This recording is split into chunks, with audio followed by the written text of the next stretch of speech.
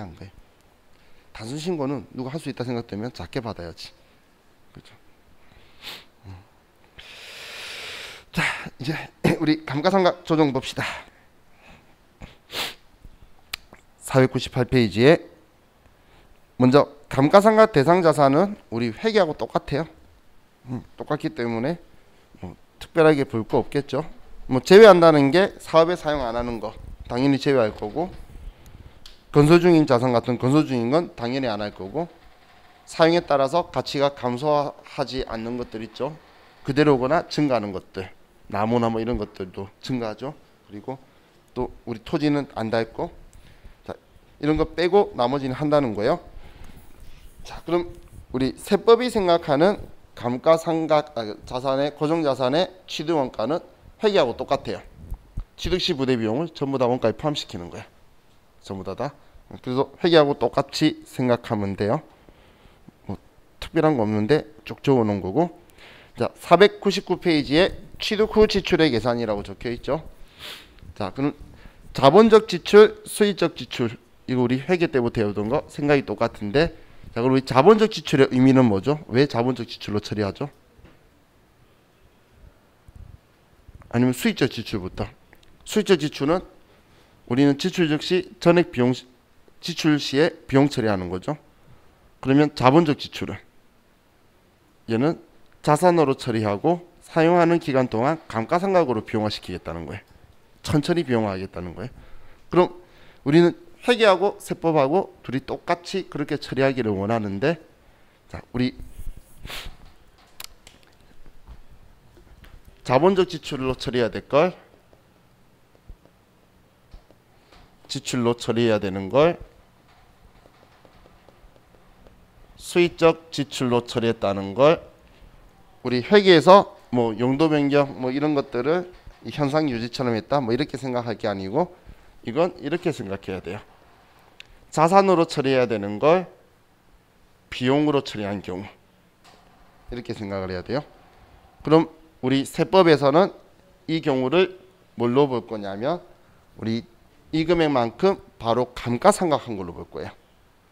그걸 뭐라고 표현하냐면 즉시 상각의제라고 표현을 해요. 지출 즉시 이만큼 감가상각한 걸로 본다라는 거예요. 그럼 우리 세법은 우리 단기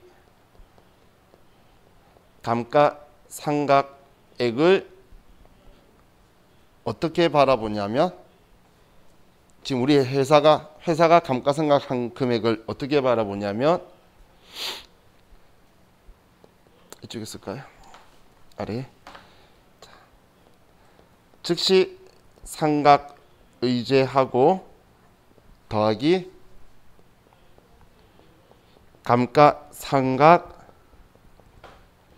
누계액 증가분을 우리는 감가상각한 걸로 봐요. 회사가 감가상각한 걸로. 감가상각비를 보는 게 아니에요. 감가상각 누계액이 뭐 한 거죠? 자산을 줄인 거잖아요. 그러면 차변의 계정 과목은 뭘 처리하든 간에 대변의 감가상각 누계액이라고 쓴 건 자산을 줄였다고 보는 거예요.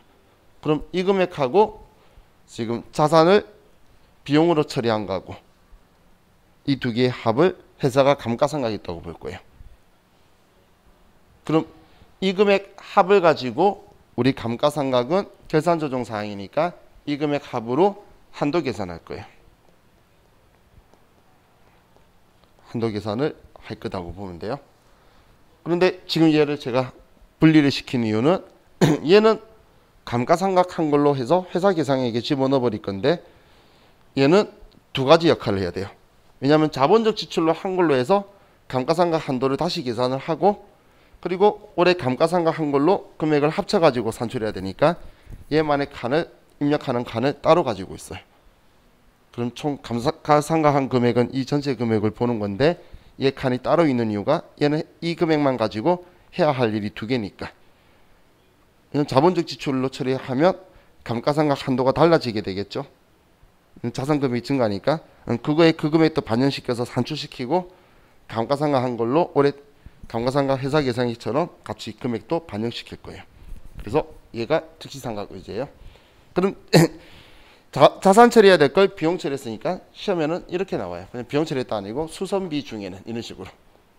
그럼 수선비 중에는 이라고 처리한 적혀 있으면 비용 처리했는데 여기엔 자본적 지출 뭐가 포함되어 있다면 자산 처리할 거를 비용 처리했네.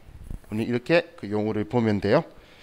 자, 그럼 우리 아래 즉시상각의제 적혀 있는데, 자, 원칙은 얘는 지금 자본적 지출에 해당하는 걸 송금으로 처리했으니까 감가상각한 것으로 보아 감가상각 범위액을 계산한다라고 이야기했죠. 그런데 그 아래 즉시상각의제 특례라고 적혀 있는 건 예외사항. 자, 본인 회사에 컴퓨터 샀으면 회계 처리 뭐예요? 노트북 사면 계정 가면 정말 회사의 비품이라고 써?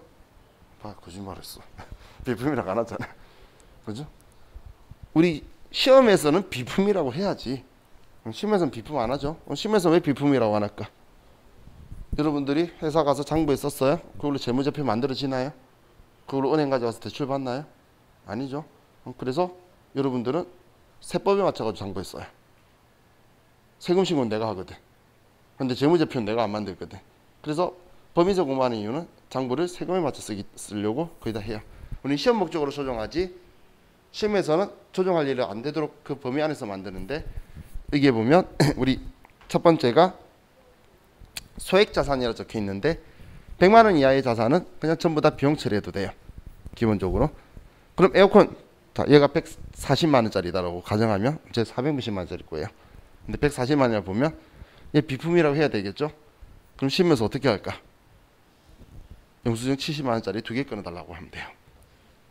그래서 살 때 소모품비라고 처리해요.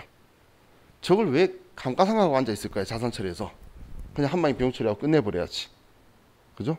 자, 그리고 그 아래 보시면 오구등 뭐 이런 거 적혀 있는데, 자, 우리 휴대폰 얼마씩 하죠?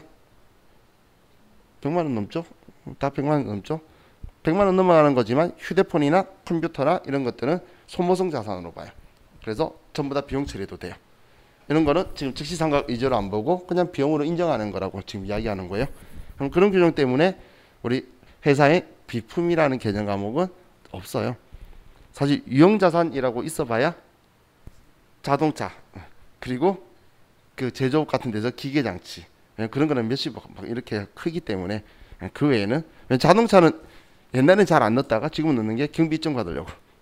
지금은 우리 업무용 전용 승용차에 대해서 우리 1,500만 원씩 한도 해주죠. 감가상각 800, 경비 700을 해주니까 그것 때문에 이제 철저하게 다들 잘 하고 있죠.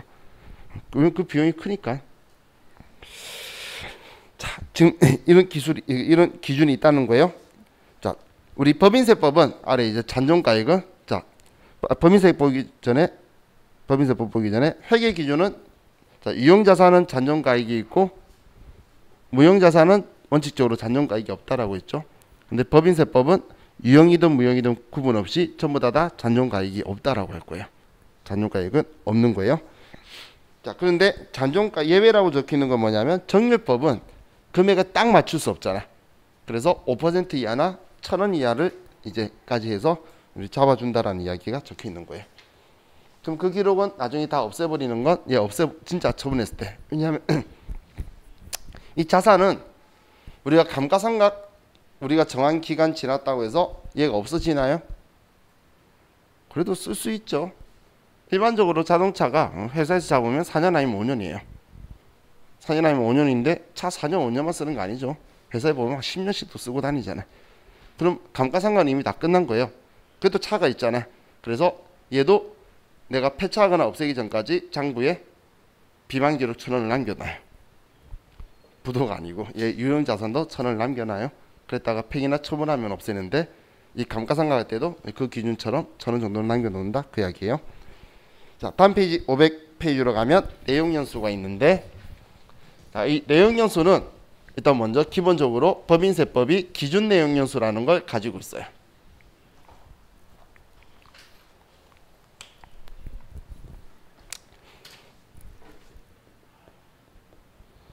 자, 내용연수는 법인세법은 신고해서 내가 몇 년 하겠다고 신고할 수도 있는데, 만약에 무신고한다면 기준 내용 연수를 사용하게 되는 거고, 그럼 신고를 한다면 기준 내용 연수에 플러스 마이너스 25% 이내의 내용 연수로 신고할 수 있어요. 자, 그럼 플러스 마이너스 25%라는 건, 자, 예를 들면 기준 내용 연수가 8년이에요. 그럼 8년에 25% 하면 2년이죠. 2년. 그러면 플러스 25% 하면 10년이고 마이너스 25% 하면 6년이 되겠죠.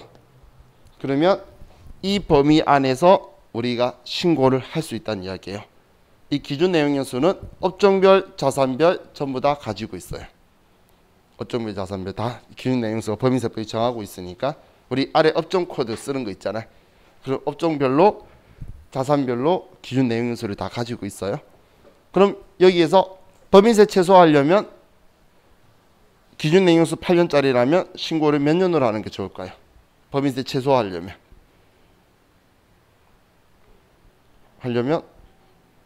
우리 법인세 최소화하려고 그러면 이익이 작아야 될 거잖아. 이익이 작으려면 비용이 커야 되겠죠. 그럼 감가상각비가 크려면 내용연수가 작아야 될 거잖아요. 그래서 그럼 6년을 선택하는 거예요. 내용연수가 작아야 나누기 n분의 1 했을 때 금액이 클 거잖아. 감가상각비가. 그래서 법인세 최소화 원칙으로 가면 기준 주면 낮은 걸 선택하게 될 거예요. 자, 그리고 우리 실무적으로 저는 이상하게 설명하시는 분도 봤는데, 자, 10년이라고 볼게요. 그럼 플러스 25% 하면 12.5년이 되겠죠. 그리고 마이너스 25 하면 7.5년이 되겠죠. 그러면 0.5 이렇게 안 해요. 그러면 기준 내용 연수 안쪽으로 들어올 거예요.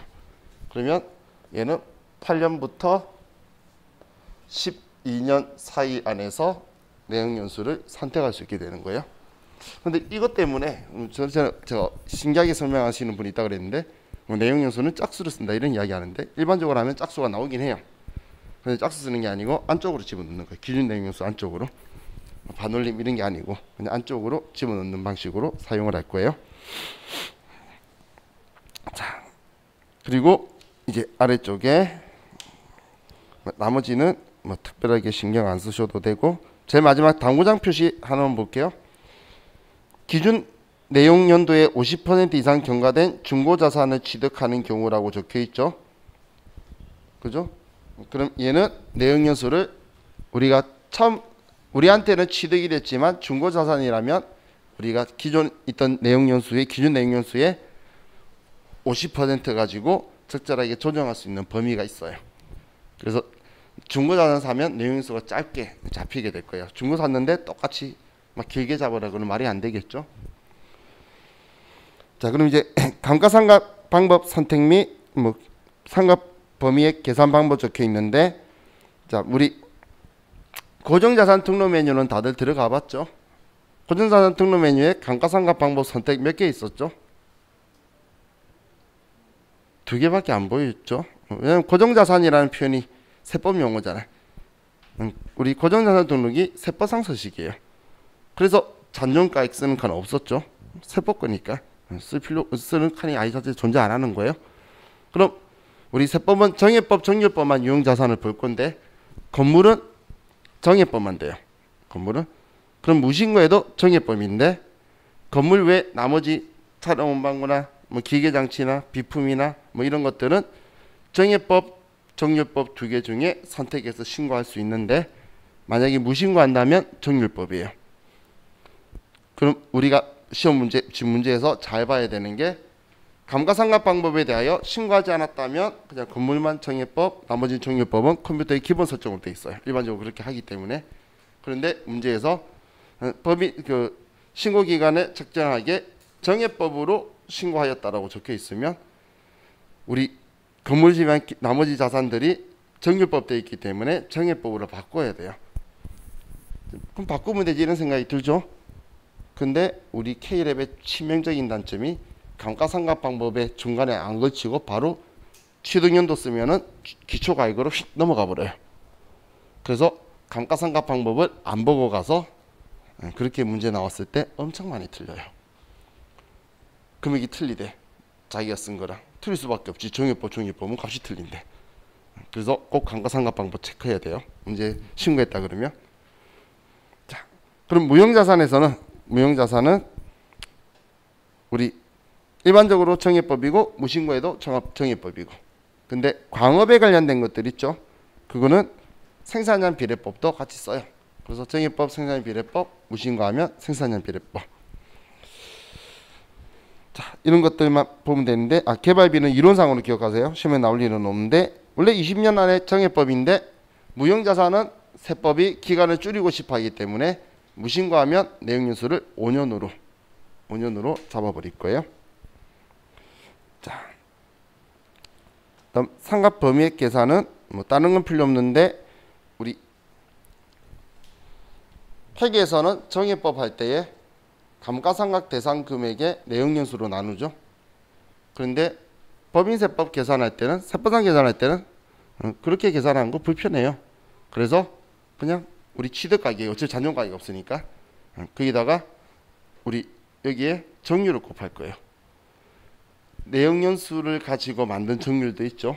5년짜리면 5분의 1이면 20%씩 깎일 거잖아요. 그럼 20% 계산해버리는 게 훨씬 더 편하다는 거예요. 계산할 때. 그래서 법인세법은, 정액법은 취득가격에 정률을 곱할 거고, 정률법은 미상각잔액에 정률을 곱할 거예요. 그런 방식으로 계산해요. 근데 지금 제가 말한 거의 느낌이 전산으로 하면 별로 느낌이 안 오는데, 종이로 계산하는 걸 공부하는 사람들은 이게 훨씬 편하네 이 생각 들어요. 나중에 내용연수로 나누면 나중에 복잡하고 이 숫자 관리가 안 돼요. 자, 이제 감가상각 시부인 계산을 볼 건데, 자, 우리 감가상각 법인세법은 감가상각을 누객제도로 본다고 보시면 돼요. 누객제도.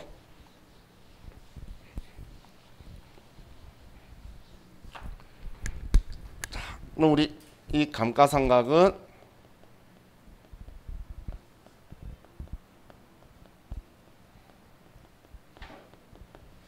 자, 결산조정 사항으로, 감가상각이 결산조정 사항이기 때문에, 결산조정 사항이라는 건 우리가 결산서에 장부상에 기말에 감가상각비라고 회계 처리 안 하면 우리는 그냥 안 한 거, 신고조정을 허용 안 하는 거죠.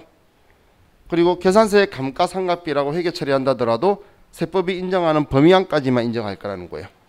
그게 원칙이에요. 그럼 우리 세법은 자 보면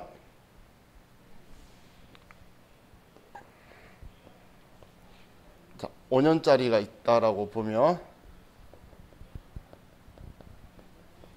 자 500만 원짜리 정액법으로 잔존가액 없다 보면 감가상각을 이렇게 우리는 생각한다라고 볼 수 있죠.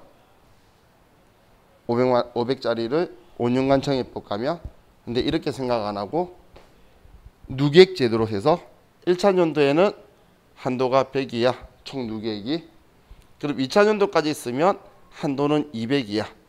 3차 연도면 총 감가상각 누계액은 300이면 돼. 4차 연도면 총 감가상각 누계액은 400이면 돼. 이렇게 생각할 거예요. 한마디로 올해 안 하면 내년에도 된다는 이야기예요. 그렇게 안 하면 나중에 한 방에 몰아서 다 해야 되게? 그게 더 말이 안 되죠. 예를 들어서 올해 50 했어요. 내년에 150 해도 아무 문제 없다는 거예요. 합이 200이니까. 자, 개념 이해가시죠? 그래서 제가 누객 가지고 본다라고 했어요. 누객이 감가상각 신범위액이에요. 그러면 누객이니까 옛날부터 해온 범위안이 되겠죠. 자, 그럼 우리가 예를 가지고 봤을 때 자, 우리가 장부에 2000년도에 감가상각을 70만 원만 했어요. 70만 했으면 30 모질하게 했죠. 자, 그럼 송금 산입되나요? 안 되죠. 우리 세법은 결산조정사항은 신고조정 안 되잖아. 장부에 70 쓰면 이걸로 끝인 거예요. 그럼 이거 끝인 거예요. 그럼 이 다음 연도에 얼마만큼 할 수 있죠? 130까지 할 수 있는 거예요. 이해가셨나요? 그러면 얘가 150을 했다고 볼게요. 150을 많이 했죠? 많이 했지만 여기 20 안 했죠. 그렇기 때문에 올해 이 내역을 보면 올해 100하고 그리고 전기에 안 했던 30까지는 인정할 거고 그러면 초과하는 20은 인정 안 할 거예요. 그러면 이때 우리가 세무조정으로 얘를 이제 송금 불산입 감가상각비 한도 초과 20 유보 발생으로 처리해 둘 거예요. 얘를 이렇게 해뒀다가 그 다음 연도 봤는데 자, 얘가 감가상각을 90만 한 거예요. 90만? 그럼 10 작게 했죠? 이 작은 10을 뭐라고 하냐면 시인 부족액이라 그래요. 인정해주는 금액이 부족하게 했다. 시인 부족액이라고 할 거예요. 그럼 시인 부족액 10이 있는데 그렇다면 과거에 이때는 시인 부족액 30이 나머지는 안 했잖아. 그 이유는 이 앞에 아무 일도 없었기 때문에. 아무것도 없으니까. 근데 시인 부족액 10 떴을 때는 지금 부인액이 20 있죠? 그럼 시인 부족액 10 한도 안으로 얘를 추인할 수가 있어요. 그러면 여기에서 10만 송금 산입 10 마이너스 유보 감소로 처리할 거라는 거예요. 그러면 부인액이 10만 남게 되겠죠. 그럼 얘는 했지만 조정 때문에 10을 더하게 되는 거예요. 이런 원리로 가면 결국은 500은 똑같으니까 마지막에 이게 우리가 지금 할 거 이야기다라고 보시면 돼요. 지금 이걸 지금 우리 책에서 동그라미 1번, 2번에 열심히 적어 놓은 거에 대한 내용이니까 여러분이 잘 이해하셔야 돼요. 지금 이야기 적어 놓은 거 예를 들면 첫 번째가 회사 계상액이 많아요. 그럼 한도초가 났다는 이야기죠. 그래서 상각부인액을 송금불산입 유보인데 차기 이후에 시인부족의 범위에서 송금 추인한다. 예, 10 이내에서 추인한다 그 이야기였던 거예요. 그리고 아래 회사 계상액이 상각범위액보다 작으면 원래는 세무조정 없다. 이 첫 번째 말하는 거예요. 원칙은 세무조정 없는데 우리 차기 이후에 정기 상각부인액이 있는 경우 시인부족의 범위 내에서 송금 추인한다. 뭐 이런 식으로 적혀 있는 거죠. 그럼 무슨 말인지 이해가시죠? 지금 적어 놓은 게. 자, 그럼 이제 이 아래에 당구장 표시 두 번째에 보시면 정기 오류 수정 손실로 인식한 경우라고 적혀 있는 거 있죠? 그죠? 자, 이게 이런 이야기예요. 자, 정기의 감가상각비를 안 한 거예요. 감가상각을. 정기의 감가상각을 안 해서 정기 감가상각분을 우리가 단기에 이렇게 회계 처리하는 거예요. 정기 오류 수정 손실 얼마 대변에 감가상각 누계액 얼마 이렇게 회계 처리했어요. 그럼 우리 법인세법은 감가상각 한 거를 제가 바라보는 금액이 감가상각 누계액의 증가분이라 그랬죠. 그죠? 그래서 우리가 장부의 기말에 차변액 감가상각비 얼마 감가상각 누계액 얼마 이렇게 처리한 게 있으면 이건 기말 회사 계상액이었는데 세법은 이것만이 아니고 얘까지 해서 얘네들이 다 세법이 생각하는 회사 계상액으로 볼 거라는 거예요. 이게 세법상의 회사 계상액이 돼요. 자, 기억하셔야 돼요. 이렇게 회계 처리한 거 있으면 이것만이 아니고 우리의 문제는 얘만 이야기하고 있을 거거든. 그런데 우리는 얘를 생각하는 게 아니고 얘 생각하고 얘도 있네. 얘까지 감가상각한 걸로 회사 계상액을 전부 다 인식할 거란 이야기예요. 이해하셨나요? 그럼 지금 세법은 이걸 감가상각한 걸로 보겠다라는 거 이해하셨나요? 그러니까 회사가 감가상각한 걸로 볼 거라고 했잖아. 이해했죠? 오케이? 그럼 그 다음 생각해야 될 게 뭐냐면 얘가 성격이 두 개 있잖아. 정기오류 수정 손실을 300번대의 이익잉여금으로 쓸 수도 있고 얘를 900번대의 영업외 비용으로 쓸 수도 있죠. 그죠? 영업외 비용 처리했다면 감가상각비든 아니면 영업외 비용이든 어차피 비용이니까 얘는 조정이 없는데 조정할 필요가 없는데 얘는 자본 처리했다면 비용 처리 안 했잖아. 세법은 얘 비용이라 해서 회사 계산액으로 넣어버릴 건데 이 금액을. 근데 얘를 지금 비용 처리를 안 했죠. 그러면 세법은 비용이다라고 했는데 회사가 안 했으니까 너 얘 송금에 산입해라. 정기 오류, 수정 손실 얼마. 자, 소득 처분은 세법은 비용이다라고 이야기한 거고 회사는 자본이라고 쓴 거잖아. 이익잉여금을. 그럼 자본 건들면 기타. 이게 이 세무조정도 기억하세요. 시험에 자주 나오는 조정이에요. 그럼 세무조정으로 생각하시되 얘 더해줘야 한다는 것도 생각하고 더하면서 차변에 이익잉여금 처리했다 그러면 세무조정하고 이익잉여금 처리한 게 아니고 영업의 비용이면 세무조정할 필요가 없고. 왜 해야 되는지 이해가시죠? 세법이 이걸 감가상각으로 봐서 써버릴 거거든. 그럼 회사도 여기에 비용 처리했으면 상관없잖아. 이익은 똑같으니까. 근데 회사가 비용 처리 안 했으면 이익이 틀릴 거잖아. 그래서 너 이거 비용이니까 비용으로 처리할 거니까 너 줄여라고 조정할 거란 이야기예요. 개념 이해가셨죠? 자, 다음 이제 아래 감가상각의제 볼게요.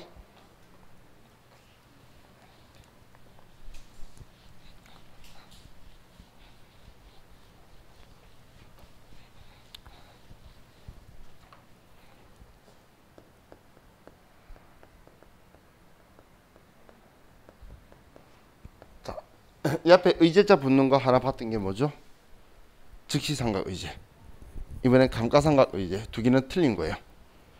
즉시상각의제는 자산 처리할 걸 비용 처리한 경우에 감가상각한 걸로 봐서 하겠다는 거고, 자, 감가상각의제는 일단 전제 조건이 법인세 면제나 감면 대상 법인한테 적용하는 거예요. 그럼 이 법인이 뭘 잘못했길래 이런 짓을 하느냐? 잘못한 게 있죠. 자, 우리 회사가 자, 전체적으로 수익이나 아니면 입금이나 아니면 비용이나 송금이나 이렇게 있을 건데 얘를 빼면 얘는 이익 혹은 각 3년도 소득 금액이 되게 될 건데, 그럼 다른 거 다 빼면 여기에 세율을 곱하면 일단 산출세액이 나오겠죠. 산출세액이. 그럼 이 산출세액에다가 세액 감면이나 공제나 뭐 가산세 있으면 더하면 결정세액이 나와요. 결정세액이. 자, 그럼 우리 회사가 만약에 산출세액이 100인데 세액 감면이 120인 거야. 그러면 마이너스 20 나오면 이 20을 돌려줄까요? 우리가 돌려주는 세금들은 어떤 거냐면 내가 냈던 건데 많으면 돌려주는 거예요. 이건 냈던 게 아니라 세금 깎아줄게 120만 원까지 거면 내가 내야 될 게 100밖에 안 되면 20 돌려주는 게 아니라 그냥 얘는 제로가 되는 거예요. 하나도 안 내는 거지. 깎아줄게 그랬지. 받은 게 없는데 이 돈을 왜 줘? 그래서 돌려주는 게 없잖아요. 그럼 아깝지. 근데 봤더니 여기에 감가상각비가 30 있는 거야. 그럼 이 감가상각은 올해 안 하면 내년에 해도 되죠. 누계획이니까 내년에 해도 되잖아.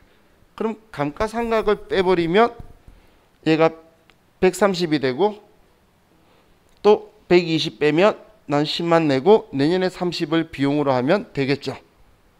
이런 저같이 잔머리 굴리는 이런 단순한 머리도 생각할 수 있는 이걸 세법은 못하게 할 거는 이야기예요. 그래서 세법은 어떻게 하냐면 이런 식으로 했다면 너 감가상각 한도가 얼마만큼인지 전부 다 이걸 받는 해에는 감가상각 한도만큼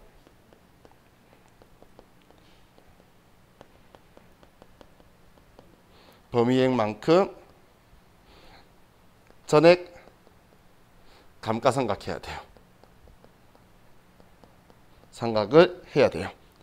근데 만약에 안 했죠. 안 하면 전부 있다 안 하면 전부 다 강제적으로 송금산입 우리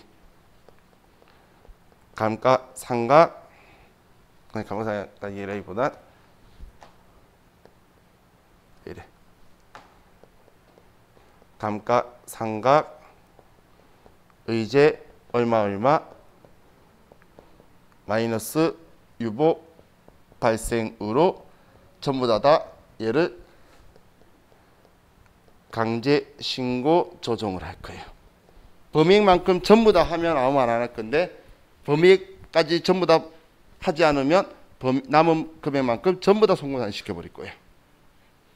그리고 나서 감면 받는 걸 적용시킬 거라는 거예요. 왜냐하면 얘는 추정경비라서 마음대로 조작을 할 수가 있잖아요. 그래서 감면을 받는 이 전제 조건인데 감면 받는 해가 아닐 때는 상관이 없고 감면 받을 때에 얘를 하는데 모든 자산을 적용하는 게 아니라 감면 받는 자산이 있겠죠. 우리가 기계 장치에 대해서는 뭔가 연구 개발하면 이체에 대해서 범위세 감면하는 적용받는 기계가 있는데 그렇다고 또 차이는 안 해줄 거잖아요. 그러면 이제 그 자산별로 걸리게 되어 있어요. 그러면 전부 다 얘를 송금산 시켜버리는 걸 감가상각 의제라고 하는 거예요. 그럼 올해 감가상각 의제 금액을 확인해 보려고 그러면 일단 계산 전부 다 해서 감가상각 회사 계산액이 얼마인지를 알아야지 알겠죠. 그래서 전부 다 계산한 후에 마지막에 할 거예요. 근데 만약에 이 일이 발생했다 그러면 회사에 적혀 있는 감가상각 누계액이랑 세법이 생각하는 감가상각 누계액은 틀려지게 되죠. 세법이 지금 강제로 더 감가상각 시켜버리는데 회사가 이만큼 안 한 만큼 시킨 거잖아. 그럼 그 다음 연도 한도 계산할 때 세법이 생각하는 한도는 틀리겠죠. 그래서 전년도에 발생하면 정기 감가상각 의제를 위에 써주는 칸이 있는 이유가 세법이 생각하는 한도하고 회계장부에 쓰는 한도하고 틀리기 때문에 세법상의 한도를 계산해야 될 거잖아. 그럼 세법상의 한도를 계산해야 회계 처리한 거하고 많이 했다 작게 했다 생각할 거니까. 그래서 정기 감가상각 의제는 우리가 고정자산 등록하는 위쪽에 입력하게 되어 있는데 단기 거는 감가상각 해봐야지 제대로 했는지 안 했는지 아니까 아래쪽에 있을 거예요. 그게 이 감가상각 의제예요. 그럼 감가상각 의제랑 즉시상각 의제는 완전히 다른 거죠. 그죠? 문제에서 이 글자 적혀 있으면 바로 이거 생각해야 돼요. 범위세 감면이라는 글자가 있으면 이거 하고 바로 여러분 냄새 맡아야 돼요.